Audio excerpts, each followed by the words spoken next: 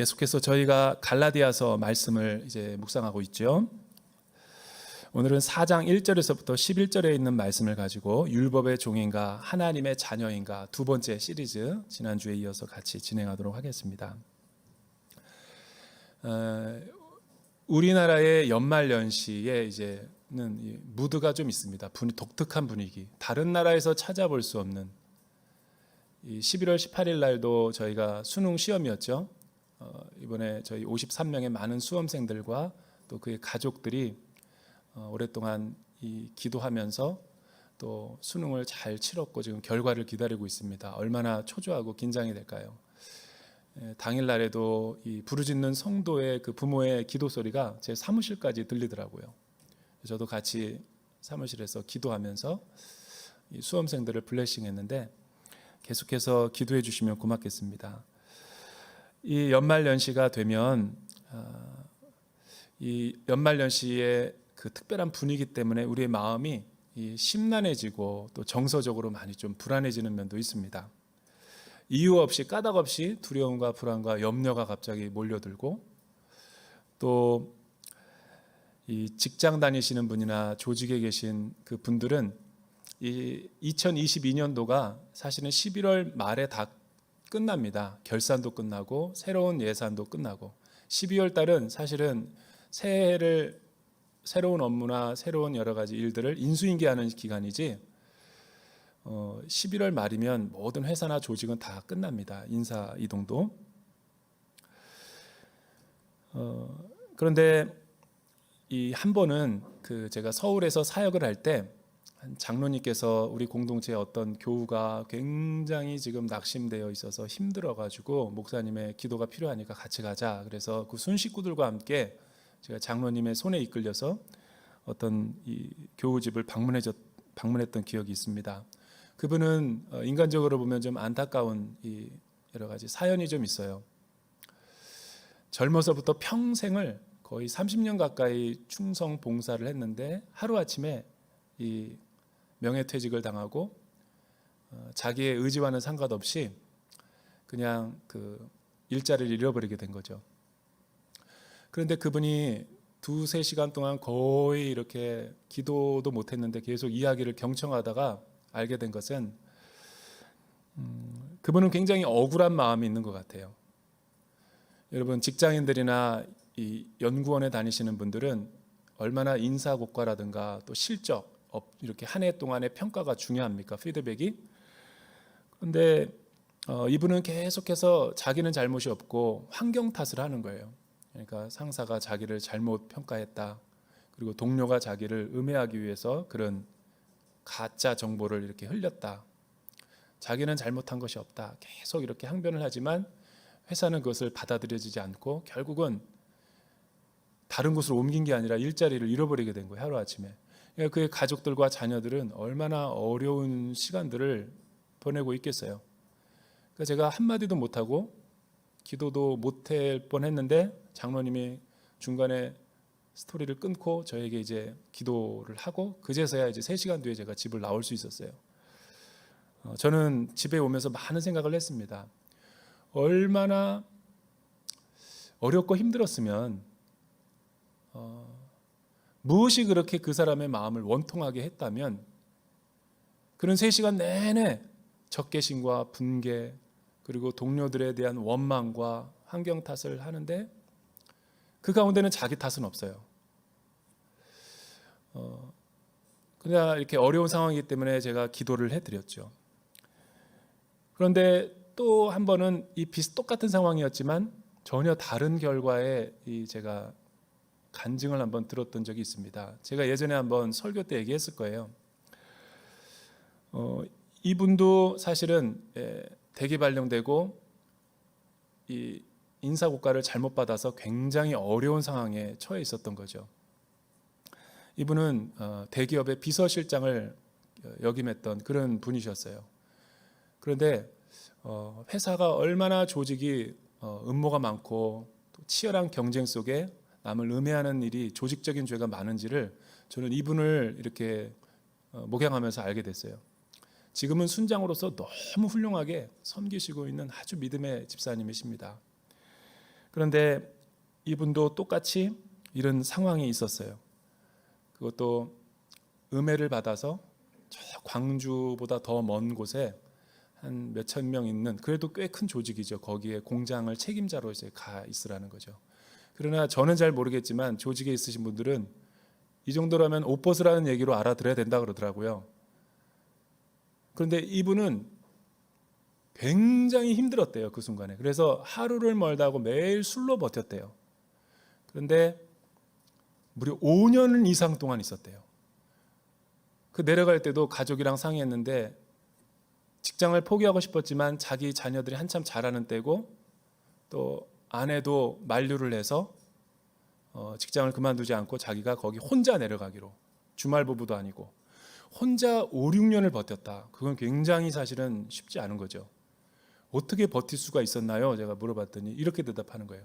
도끼를 품었습니다. 무슨 도끼인가요? 내가 5년에 복귀해서 저들을 가만히 두지 아니하리라. 이런 굉장한 적개심을 갖고 하루하루를 살았다라는 거죠. 그러니까 이게 순수한 동기는 아니었던 거예요. 나를 이렇게 만들었던 그 사람들을 제가 가만히 두지 않겠다.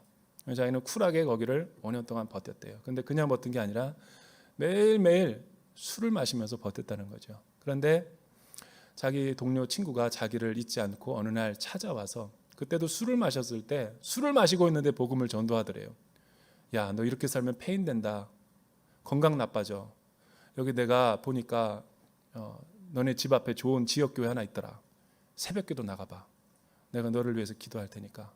근데 그 친구가, 그분은 사실은 온누리교회 다니시는 분입니다. 양재 온누리교회. 양재, 그러니까 회사가 양재에 있었다는 얘기가 되네요. 그분이 그렇게 전도를 했대요. 하나도 안 들었대요. 그때는 너무 높고 잘 나가고. 그런데 상황이 어려워지다 보니까 술 기운에 그 친구 말이 들려서 새벽에 술도 안 깼는데 술 냄새 풍기면서 새벽기도 갔대요. 근데 가자마자 하나님이 자기를 맞이해 주는 것 같아서 엉엉엉엉 울으면서 자기 신세 한탄을 하기 시작했대요. 내가 왜 이렇게 됐느냐고. 그런데 하루 나가더니 또 그 다음날 나가고 싶고 계속 나가서 너무 은혜를 많이 받은 거예요. 새벽기도를 통해서. 이 얘기를 저에게 그냥 해주는데 이분도 한 2-3시간이야. 자신의 인생의 스토리를 상중하로 해가지고 계속 얘기해 주는 거예요. 레파토리로. 그런데 5년이 지나니까 회사에서 콜업을 하더래요. 똑같은 보직으로. 이것도 참 놀라운 일이죠. 5년을 지났는데 똑같은 예전의 보직으로 이렇게 올라오게 한다.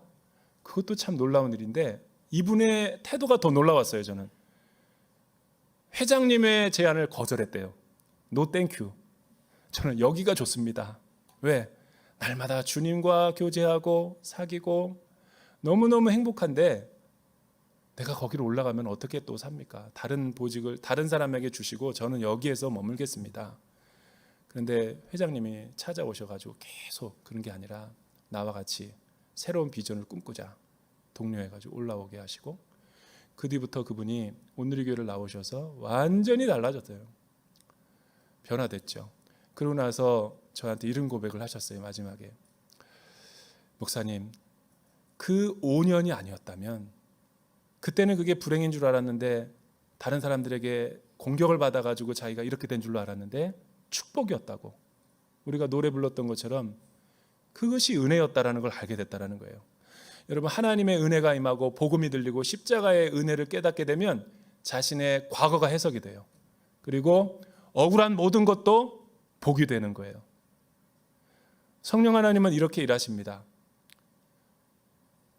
그분이 자신이 얼마나 교만했던지 서울에 있을 때는 복음이 안 들렸고 자기네 팔과 위치와 자리를 의지하면서 살았는데 광주에 내려가다 보니까 정말 마음이 가난해질 대로 가난해지고 한 영혼의 어려움을 보게 되고, 그러면서 왜 이렇게 5년이었을까를 자기가 또 이렇게 큐티하면서 깨달았대요. 자기가 세상에 독이 빠지려면 5년이 필요했다라는 거예요. 그분 해석입니다. 왜냐하면 지나고 나서 보니까 주마등처럼 자기가 지은 죄들이 새벽에 다 지나가더래요. 그 높은 지위를 이용해서 다른 사람을 옷 벗게 하고 다른 사람을 이렇게 괴롭히고 갑질을 하고 그 도끼를 빼내는 데가 그렇게 오래 걸렸다라는 거예요. 여러분, 이 독이 교회 안에 오면 사라질까요? 안 사라질까요? 안 사라집니다. 우리는 아직도 자아가 시퍼렇게 살아있어요. 예수 믿는 척만 하지 변할 것 같은데 안 변합니다. 그런데 우리의 영혼은 언제 변하느냐? 정말 다시 은혜에 적셔지고 내가 얼마나 보잘것없는 사람이고 내 힘과 능력으로는 살아갈 수 없고 하나님의 다스림과 통치를 받아야지 내가 살을 수 있구나라는 것을 깨닫는 사람만이 은혜 가운데 그 복을 알게 되는 거예요. 복음은 그겁니다. 복음은 내 힘으로 살 수 없어요. 하나님 도와주세요. 하나님 의지하면서 삽니다. 율법은 아직도 내 자아가 살아있어서 내가 뭔가 된 줄로 착각하고 세상의 힘과 내 힘을 의지해서 살아가려고 하는 인생이죠. 근데 그 두 사람의 인생은 너무 대비가 돼서 달라져요. 은혜 받고 복음의 능력을 알고 교회 나와서 성령 충만하게 살다가 또 이제 먹고 살만하면 우리는 또 옛사람으로 돌아가요. 여러분, 교회 나와가지고 은혜 받고 성령 충만한데 계속 자라야 되는데 또 세상 옛날 생각이 나가지고 옛날 하던 버릇이 그대로 살아나서 율법주의로 살아가려고 하는 거예요. 갈라디아 교회가 그랬다라는 거예요. 예전에는 은혜 받았을 때는 내가 아무것도 아니라고 그러더니 또 이제 뭔가가 된 줄 알고 자기 행위와 공로로 의지하고 또 인정받으려고 하고 이 외적인 것들을 또 되게 중요시 여기고 자신이 임직을 받고 자신이 열심히 성실하게 노력해서 이만큼 됐다라는 어깨에 힘이 들어가면서부터 또 하나님은 광야로 보내시는 거예요. 왜냐하면 우리가 아직 성숙하지 못했거든요. 최근에 욥을 읽으면서 우리가 깨닫는 게 뭡니까? 왜 우리의 가운데 고난이 찾아올까요? 빌닷과 소발과 엘리바스의 신앙은 왜 그렇게 혼란할까요? 무슨 말 하는지도 모르겠어. 하나님 얘기하는 것 같은데 내가 믿는 하나님과 너무 다른 거예요. 왜냐하면 교회 안에서 믿음 생활하는데 신앙 생활하는데 율법으로 따지거든요. 인과응보, 원인과 결과. 복음은 원인과 결과가 아니라 이유가 없어요. 하나님이 저와 여러분들에게 하나님의 자녀가 되게 하시고 복음을 이해하게 하시는데 내 의로운 행위가 있었습니까? 천만에요. 내가 하나님 앞에 구원을 받을 만한 행동을 했나요? 천천만만해요. 하나님이 우리를 헷세대의 사랑으로 조건 없이 사랑해 주셔서 하나님의 자녀가 된 거예요. 그러고 나서 우리가 의롭게 생활할 수 있게 된 거죠. 이거를 착각하면 교회 와서도 세상처럼 내가 하나님을 믿는 것으로 오해를 한다고요. 내가 하나님의 사역을 돕고 내가 돈 벌어서 하나님 앞에 헌금하는 거고, 이런 교만한 마음이 들 때 하나님은 우리를 광야로 보내시는 거예요. 너 아직 정신 못 차렸구나. 시련이 찾아오게 하죠. 자녀와 건강의 문제, 물질의 어려움의 문제가 생기니까 또다시 가난해지게 되는 거예요. 저는 인생을 살아보니까 이런 패턴이 계속 반복되는 것 같아요.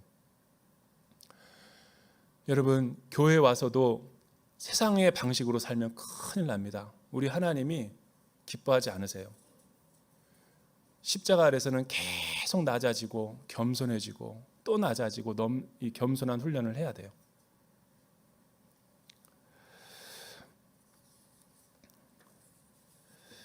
오늘 갈라디아서 말씀이 어떤 메시지를 주는가 한번 1절서부터 3절 우리 같이 한번 읽어보도록 해요. 1절서부터 3절 크게 한번 읽어보죠. 시작. 내가 또 말합니다. 상속자가 어린아이일 동안에는 비록 모든 것의 주인이지만 종과 다름이 없고 아버지가 정해놓은 때가 되기까지 그는 후견인과 재산 관리자 아래 있습니다. 이와 같이 우리도 어린아이였을 때는 세상의 초보적인 것들 아래서 종노릇했습니다. 우리가 지난주의 말씀에 이어서 계속 상속자라는, 우리는 유업을 받을 자라는 말을 우리가 이해를 하고 있죠. 이 말은 한국 사람과 로마 사람들 외에는, 로마 문화를 이해하기 전까지는 이해가 안 되는 사실은 개념인데 이해하는 척하고 있는 거죠. 상속이라는 것은 로마 시대의 어떤 일반적인 문화인데, 귀족들 자녀가 있죠. 자녀가 있고 노예들이 많이 있습니다. 왜냐하면 로마 사회는 80%가 노예 제도를 통해서 운영되는 상류계층 사회였기 때문에 노예들이 굉장히 많았어요. 집에 모든 역할들마다 노예의 역할이 다 틀렸죠. 그런데 로마 귀족의 주인 가운데 자기의 자녀를 보통 14살이 되고 25살이 되기까지 이 후견인과 청지기를 갖다가 통해 가지고 자기 자녀를 아버지의 유산과 유업을 모든 권리를 갖다가 이어받을 만한 준비 과정을 시키게 하는데 그게 바로 후견인인 거예요. 헬라어로 말하면 파이다 고고스인데 파이다는 파이디온, 어린아이, 고고스는 리드, 인도하다, 관리하다라는 뜻이에요. 그러니까 어린아이를 관리하고 책임지는 일을 하는 슈퍼바이저, 매니저, 그리고 티처. 해석이 안 되니까 이런 연어가 많이 나오는 거예요. 그냥 로마에는 파이다 고고스라고 하면 딱 알아들어요. 그리고 공증을 해줍니다. 25살 때까지 다 아버지의 훈련을 마쳤습니다. 그러면 합법적인 25살의 아버지의 모든 유산을 받게 됩니다. 이게 상속자라는 거예요. 근데 하나님이 복음을 통해서 저와 여러분들을 세상의 외인이었고 하나님을 알 수 없는 우리의 사람들을, 원수가 되었던 사람들을 자녀로 삼아주시고 상속자로 삼아주시고 후견인을 통해서 그리스도의 복음이 성취되고 오실 때까지 율법 아래 가두게 하셨다라는 거예요. 따라서 율법이 파이다고고스라는 거죠. 여러분, 하나님의 의로운 자녀와 백성이 될 수 있는 방법은 성경에는 두 가지 방법밖에 없어요. 율법을 완전하게 지키든지 아니면 하나님이 이루신 그리스도의 복음을 믿든지. 그러나 율법은 선하고 좋은 것이지만 우리 죄의 본성 때문에 지킬 수 있는 능력이 없어서 율법을 그림의 떡이죠. 그래서 율법은 하나님께서 주신 목적이 있었어요. 율법 자체는 좋은 거예요. 그러나 내가 그것을 지킬 수 없는 죄성이 있구나라는 걸 깨닫고 하나님을 믿게 하려는 데 목적이 있는 건데, 몽학선생, 후견인, 그리스도께로 보여주는 사람, 나침판. 그런데 이 유대인들과 이스라엘 사람들은 그거를 자기의 힘과 노력으로 지키려고 하다가 실패했죠.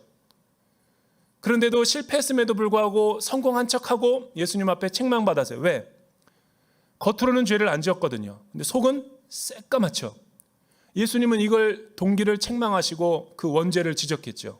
근데 바리새인들은 그렇지 않았어요. 자기는 죄 없고 순전하고 흠이 없고 완전하게 살았다라고 자랑을 하는 거예요. 예수님은 이걸 무섭게 대노했어요. 왜냐하면 위선이고 이중적인 삶이거든요. 주님은 어떤 죄를 지어도 다 용서하는데 제일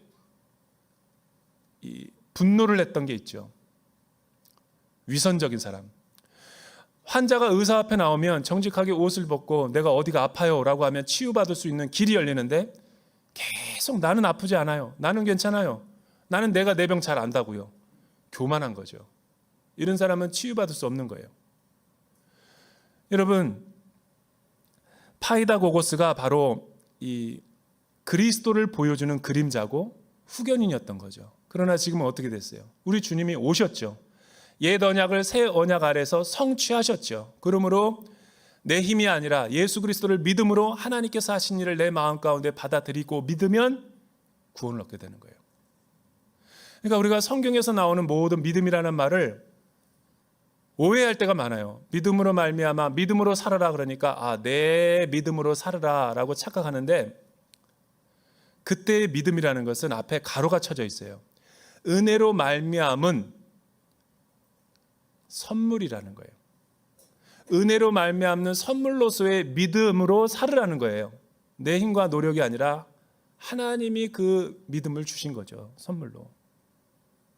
결과적으로 보니까 내가 믿는 것처럼 보이지만, 그래서 에베소서 2장 8절에서부터 10절에는 이런 말씀이 나와 있어요. 우리 자막을 통해서 한번 크게 읽어보죠. 크게 시작.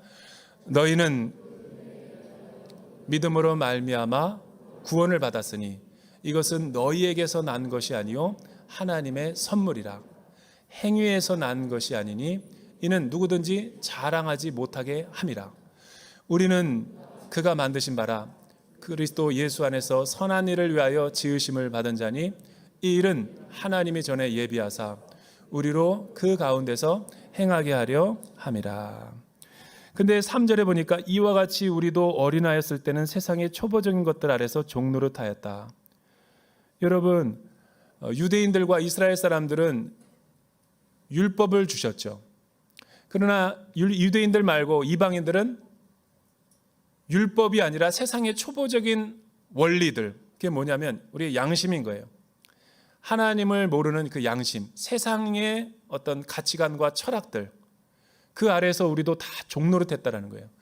하나님 모르는 세상의 자기 만족 가운데 살아가는 사람들 보면 하나님 외에 돈이 우상이 돼 있고, 자녀가 우상이 돼 있고, 남자들은 직장이 우상이 돼 있고, 또 어떤 명예가, 사회적인 지위가 우상이 돼서 살아가는 사람들이 그게 전부인 줄 알고 살아갔다라는 거예요. 그런데 과연 그것이 우리의 영혼을 구원해 줄 수 있었는가? 그렇지 않죠. 오히려 더 우리를 혼란하게 만들었고, 무가치하게 만들었고, 치열한 경쟁 가운데 비참한 생활 속으로 우리가 살아가게 만들었다는 거죠. 우리나라 사회는 특히 이 신분 사회이기 때문에 반상 문화가 굉장히 조선시대부터 강력하기 때문에 예수를 믿고도 교회에 와서도 유교적으로 믿어요. 아유, 내가 지금 뭐 아직 돈도 못 버는데 체면이 있는데 내가 거기를 어떻게 가냐고. 돈 좀 벌고 갈게. 여러분, 광화문에서 이런 우리나라가 얼마나 유교적인 사회인가, 신분 사회인가를, 차별이 심한 사회인가를 테스트를 했대요. 노숙자를 목욕을 시켜가지고 이 3스타 장군의 그 옷을 입혀놓고 그냥 광화문에 거닐게 했대요. 그리고 실제 장성은 일반 평상복을 입혀가지고 그냥 벤치에 앉아있게 만들고, 백수처럼. 이상한 반응이 일어났대요. 왜냐하면 여러분, 군 장성을 우리가 아무 데서나 봅니까? 훈장도 달았더니 지나가는 사람이 같이 스마트폰 사진 좀 찍자고, 진짜 장성은 벤치에 서 있을 때 아무도 관심을 안 갖더래요. 일약 노숙자는 스타가 된 거예요. 이걸 통해서 알 수 있는 것은 우리는 얼마나 신분의 외적인 거에, 외모에 민감한지를. 실제 장성은 그냥 티셔츠 입고 가만히 동네 아저씨처럼 앉아 있었더니 아무도 주목하지 않더라는 거예요. 그런데 문제는 이게 교회 안에도 모습이 그대로 드러나요. 우리는 얼마나 사실은 신분 차별과 계층을 나누면서 교회 안에서도 하나님이 이루신 하나님의 나라의 샬롬을 무너뜨렸는지. 왜냐하면 행위로 뭔가가 이루어야 되고, 교회 와서도 임직을 따는 것이 은혜가 아니라 다 내가 수고했기 때문에 내가 대견하다, 나 블레싱 해줘, 뿌듯하여, 그것만 보면. 이런 게 하나님의 은혜를 허물어뜨리는 거예요. 여러분, 우리는 어떻게 다 구원을 받았습니까? 4절에서부터 6절을 보면 하나님의 아들, 때가 차서 하나님의 그 아들을 보내셔서 한 여자에게 나게 하시고 율법 아래 나게 하셨다라는 거예요. 그리고 하나님의 아들로서 상속자가 되게 하셨는데, 이는 양자의 영을 통해서 가능하게 하셨다. 양자의 영이라는 것은 성령 하나님의 별명이에요.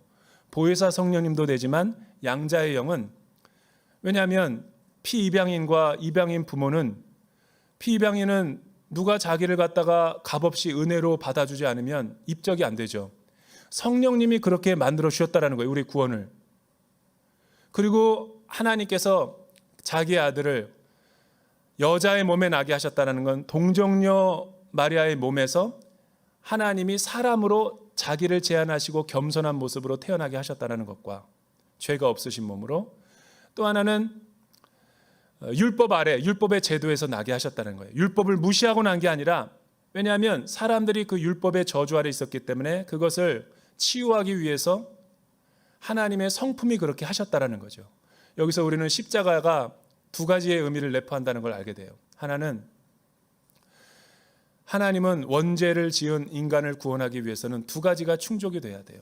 첫째는 죄를 미워하시는 하나님의 공의가 치유가 돼야 되고, 또 하나는 하나님이 우리를 조건 없이 사랑해 주셔야지만이 이 모든 구원이 이루어지는 거죠. 여러분, 낮은 자가 높은 자에게 화해를 못하죠. 하나님이 우리에게 낮아져 오셔야 되는 거예요. 두 번째는 죄에 대한 피해를 입은 사람이 우리를 용서해야 된다고요. 가해자가 이만하면 됐지라고 하면 용서가 화해가 안 이루어져요. 십자가가 그 하나님의 공의와 하나님의 조건 없는 사랑을 충족한 놀라운 언약의 성취라는 거예요. 우리가 예수 믿고 구원받는 것은 그냥 값없이 이루어지는 게 아니라 엄청난 대가가 이루어지고 그 예수의 이름을 의지해서 구원을 받았다라는 거죠.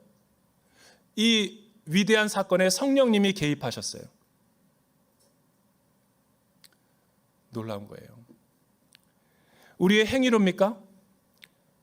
우리의 자랑입니까? 그런데 왜 신앙생활 잘하다가 또다시 행위로 가려고 그러냐는 거예요. 갈라디아 성도들이 그랬고 오늘날 한국교회 수많은 사람들이 복음을 망각하고 그렇게 행동해요. 그때부터 교회는 화려해져요. 그때부터 교회는 소외된 자들을 돌보지 않아요. 성도 수가 얼마냐, 헌금이 얼마 들어오냐, 이런 인간적인 자랑이 굉장히 위험한 겁니다. 복음적인 시각에서는. 우리는 오히려 하나님이 그런 영광을 바라볼 때 이렇게 반응해야 돼요. 나는 내 이름 알리지 마세요. 나는 아무것도 한 게 없어요. 하나님이 심부름했어요. 이게 복음의 은혜를 입은 사람이지. 주부의 자기 이름이 누락됐다고 어떻게 목사님 이럴 수가 있냐고, 내 이름이 이렇게 당장 당회를 소집하라고. 지역교회에서는 11조 헌금 낸 사람 뒤에 이름을 작성해요. 제 친구 교회에서 실제로 일어난 일이에요. 장로님의 이름이 누락됐대, 실수로. 그 목사님은 교회를 옮겨야 됐어요. 이게 실제로 일어나는 한국의 상황이라면 얼마나 우리가 율법주의적으로 되돌아갔는지. 그런 교회에 무슨 은혜가 있겠어요?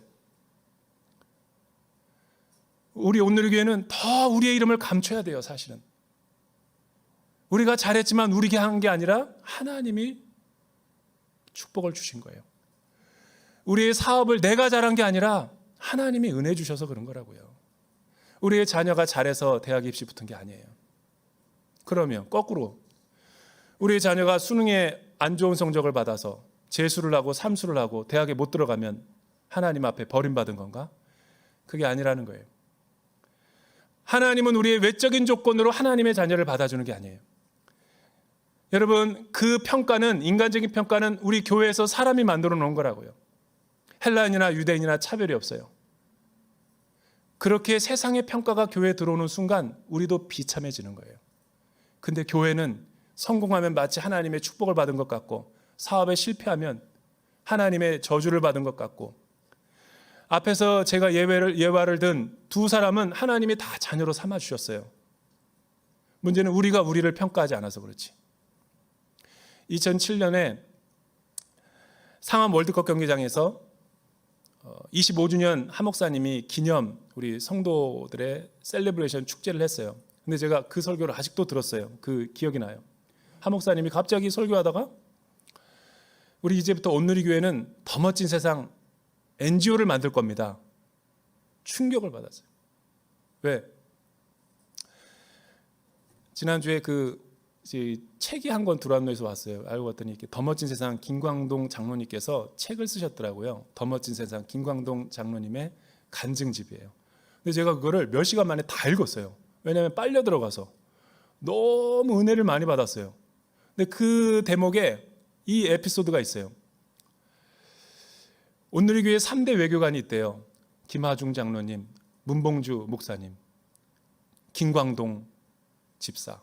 그런데 자기는 대학교 재학 시절 때 고시를 패스했대요. 그러니까 얼마나 35년 동안 남들보다 앞서서 승승장구를 했어요. 2006년까지 국가의 위임을 다 하고 엄청난 실적을 냈대요. 그래서 국가회가 보상으로 아주 유럽 큰 직분으로 이제 발령을 내렸대요. 근데 그러고 나서 2007년에 새 정부가 들어섰는데 갑자기 이유도 없이 원인도 없이 옷을 벗으라고. 아니, 다른 데 가라는 게 아니라 옷을 벗으라는 거예요. 너무 충격을 받아가지고 한 목사님한테 가서 기도를 받아가지고 너무 정신이 없었고 가정은 완전히 초상집이 됐대요. 하루아침에 백수가 됐으니까. 그때 한 목사님이 투석하시면서 이런 얘기를 했대요. 김 집사, 나와 같이 더 멋진 세상이나 해보자고. 내가 뭐라고 들었지? 그리고 귀를 막았대요. 나는 지금 유럽에 가려고 그러는데. 근데 그 주에 상암 월드컵 경기장에서 선포를 해버렸대요. 자기는 그때 이렇게 대답했대요. 예의로 기도해 보겠습니다. 기도해 보겠습니다 하는데 한 목사님은 그냥 선포를 해버린 거예요. 그리고 나서 그 일이 일어난 거니까 얼마나 충격을 받아요. 너무 힘들어가지고 몇 개월 동안 아내와 함께 먹지도 못하고 자지도 못하고 울면서. 그러나 지금 오랜 세월이 지났을 때 지금까지 35년 삶보다 이 NGO 사역하면서가 너무 큰 인생의 축복과 감동을 받고 너무 보람을 느꼈다는 거예요.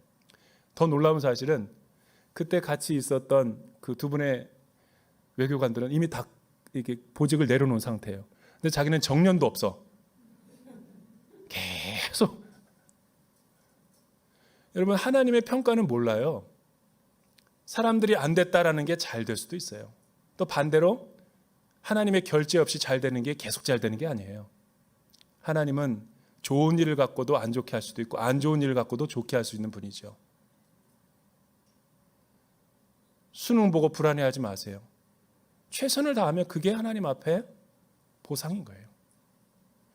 여러분, 찬바람이 분다고 흔들리지 마세요. 그것이 뭐 여러분의 인생을 그렇게 좌지우지할 만한 겁니까? 하나님이 중요해요. 하나님 앞에 수능이 중요한 거예요. 하나님 앞에 직장생활의 평가가 중요한 거라고요. 그렇게 저와 여러분들이 온 마음을 갖고 주님만 사랑하기를 주님의 이름으로 축원합니다. 기도할게요. 하나님 감사합니다. 그동안 우리가 복음을 망각하고 내 행위와 율법주의로 살았음을 회개합니다. 당연하지 않았던 것을 당연하게 여겼던 나의 교만함을 회개합니다. 다시 은혜로 돌아가게 하시고 십자가로 돌아가게 하여 주시옵소서. 예수님의 이름으로 기도드립니다.